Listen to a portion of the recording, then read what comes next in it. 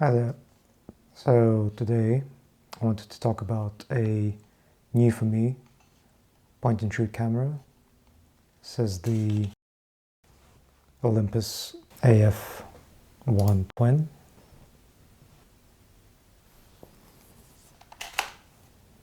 This is a quirky little camera which I had the chance to use on a recent trip to Thailand and Vietnam. Put through about 12 rolls of film through this little camera, and I just want to share some thoughts about the camera, some of its features, some pros, some cons, who this camera would be for, some use cases for this camera, a few quirks and observations about this camera in general. So the Olympus AF-1 Twin is unusual in that it actually features two lenses. So it has a main 35mm lens.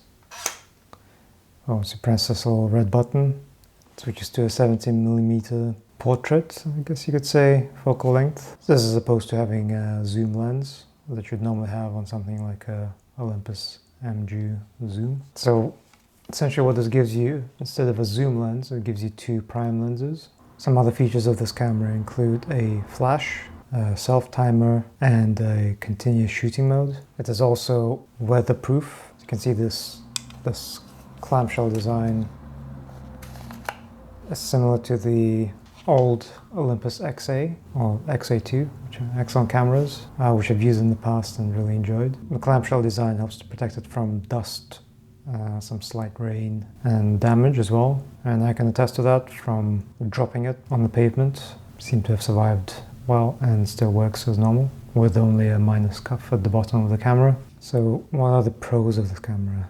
It's lightweight, it's weatherproof, it gives you two focal ranges. Another pro is that it features a flash, and it's fairly powerful for its size. I've taken a few pictures in low light situations and it seems to fill in the scene quite nicely. Another pro would be the continuous shooting mode, which basically means it's slightly faster when you have the continuous shooting mode enabled. You can just press down on the shutter and it will keep shooting continuously without having to manually press the shutter each time. The autofocus on it is fairly reliable, and I think about 80% of my shots have come out. What are some of the cons? So for me, one of the main cons with this camera is how loud it is. Every time you fire off a shot, there's this quite pronounced, it's quite loud, so there's no way to be sneaky about it if you're trying to take some candid street photos, for example. And yeah, there's just no way to hide the loudness, the shutter sound and the shutter windings. Another con would be the batteries. This camera uses CR123 batteries, so they're not super common. But yeah, sometimes it might be a bit of a pain to find a replacement for them. Another con would be the fact that the 70mm lens is not quite as sharp and fast as the 35mm, just from my observations of the photos I've taken with it. So one slightly weird or quirky thing about it is the orientation of the flash. Landscape mode, the flash is actually vertical, whereas in portrait mode you get kind of a bigger flash area. So what that means is if you're taking a normal landscape style photo, the actual range of the flash is not that wide, just because of the way it's oriented. I wouldn't say it's really a con, but the kind of a weird thing is that the cycle time takes a few seconds. Keep firing them off, but I think that's quite normal for flashes of this age. One feature, I guess, you probably wouldn't use it, but if you want to mount it on a tripod, there is a tripod mount on the bottom of the camera as well. Quite handy. In conclusion, who is this camera for?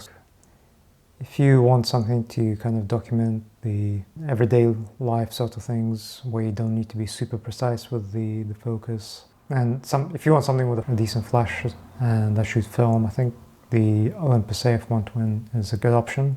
You can also find the older model, which is the Olympus AF-1, which only has the one 35mm focal length, which is slightly cheaper. Not by much, but there's quite a few of them out there on eBay and online, so you should be able to pick those up for about $50 or so. But yeah, the Olympus AF-1 Twin I think is slightly more versatile, and that gives you an extra focal length. It's good for just everyday life, just kind of an everyday carry.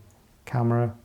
It's quite small and light and fairly durable as well, so you can just carry it around and document your life. Also, if you want to travel, traveling light with a film camera. It's a great point and shoot travel camera as well. Like I said, it's got weatherproofing, some protection as well from dust and knocks, and yeah, it definitely helps because it's not super expensive and fairly easy to replace, as opposed to something like a Leica, or if you want to take something that's a bit more fragile. Well, this one you don't have to worry too much. You can just toss it in your bag and travel and just enjoy your trip without having to worry too much about your gear. So it's a good option as a travel camera. What is it not for? I don't think it would be that good for street photographers. I mean, it does have the 35mm lens, but the camera is quite loud and the sound of the shutter is quite conspicuous. So yeah, forget about doing any kind of candid photography with it. And the flash on it, while it does give you some good fill flash, it's not so flexible. So having a separate flash, dedicated flash would be probably better, so you could do your Bruce Gilden kind of style of shots. But yeah, this camera is definitely not for that kind of thing. It's more of a hobbyist or amateur type photography. But yeah, if you're just a beginner photographer and you want to try out film in an easy and approachable manner while having a little bit of degree of control as well, I definitely recommend it. And also if you're an intermediate photographer and you just want something to carry around, something you don't have to worry about being broken or stolen, and because it's not super expensive to replace, this is also a good option for documenting your everyday life. I hope you found this video useful. Yeah, stay tuned for more camera reviews and more photography related topics, both analog and digital.